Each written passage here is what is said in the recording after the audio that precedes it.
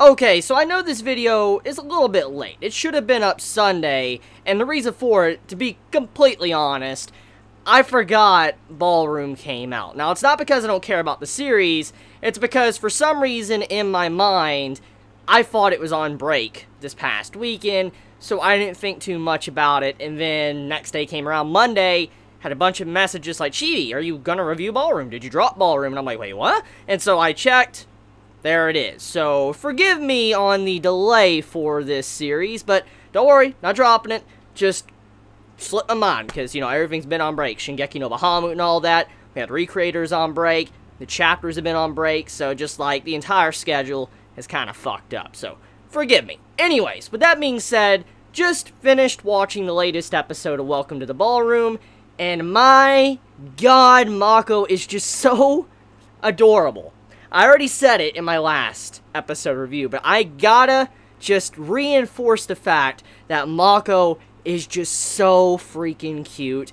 I dare say she is probably best girl of this season. Like, for instance, the entirety of Summer of Anime 2017, she is probably best girl. I just love her. She's just so adorable. The animators that are working on her character, drawing her and animating her, it just looks so good. I just like the life she has as a character, the voice actor doing a very good job, just overall, Mako as a character, I just cannot get enough of her. When she's on screen and you just see her talking to Fujita, I'm like, she's just too adorable, please, I just need more, she's just so sweet, like I'm getting, like, moe overload, that's basically what I'm getting when I see her on screen. And also, I really love that phone conversation between Fujita and her. It showed a nice interaction between these two, what Fujita thinks about dancing, how he feels about partners in general, and how Mako feels towards him, and she's very aware of, you know, how Fujita feels or what he's been doing. So I just love how these two are very compatible, and in all honesty, I hope they don't separate as pairs. Like, I really have enjoyed Mako's addition into the cast. I do like, you know, Shizuku and all that. I like her, you know, character. I like, you know, how she is one of the main female dancers of the series. And I know Fujita wants to dance with her or whatever. But after seeing what Mako is capable of, and just her as a character in general, I do hope that she gets up there on a high level, and she actually continues to be Fujita's partner throughout the entirety of the series, unless something happens. I'd like to see her be the main female, like the main partner of the series, just because of what she stands for and how she's trying to improve, but also how Fujita is helping her out as well. And since we have found out that couples or pairs, they're just very important in the actual, I guess, sport of dancing, it would just be fucked up if he just, you know, stopped dancing with, you know, Mako just to go over to another girl. It would be the same thing that happened to Mako, of how, you know, her brother just up and left her to dance with someone else. So I hope he doesn't make that same mistake, and I do hope that he continues to be in a pair with Mako. Now, speaking of which, I want to just take a moment to just highlight the convo between those two characters when they were on the phone. Fujita, he realized what was going on around him, how people viewed him, and it gave us insight to his character and why he most likely enjoys dancing so much. He does enjoy the thrill of it. He enjoys the way it looks. But after seeing what he displayed, this is what we can get from his character. He loves it when people notice him, when people have their attention on him, all eyes focused on him, and he's out there.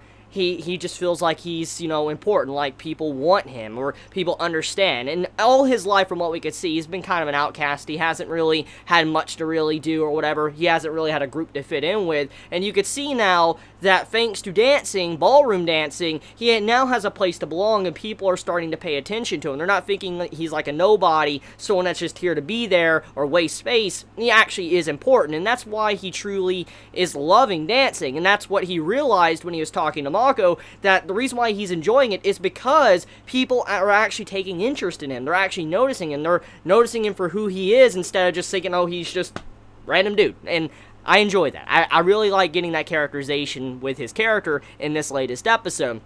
Now, Mako, we also get a little bit more characterization with her, and how she is very aware of her surroundings. A lot of the characters are, but she is aware of what Fujita has been trying to do. For instance, she is aware that Fujita has been trying to keep her from getting hit or harmed or falling down when they're dancing, and that's one of the big conflicts of this episode, which I will get into, but I like how she's very aware of that. She's aware of what Fujita is capable of, and how he is progressing and learning as, you know, a first-time dancer. She's very aware, and that just shows that she's improving, but also she recognizes how great Fujita is and what his future possibilities could possibly be. Anyway, speaking about the main conflict of the episode, we have it to where we found out that the characters, when they dance, or anybody dances in a big room, there's going to be collisions, and this is something to be expected. And in all honesty, it actually surprised me when this was mentioned how often I have actually seen this in anime. I'm not saying necessarily collisions with characters bumping into each other,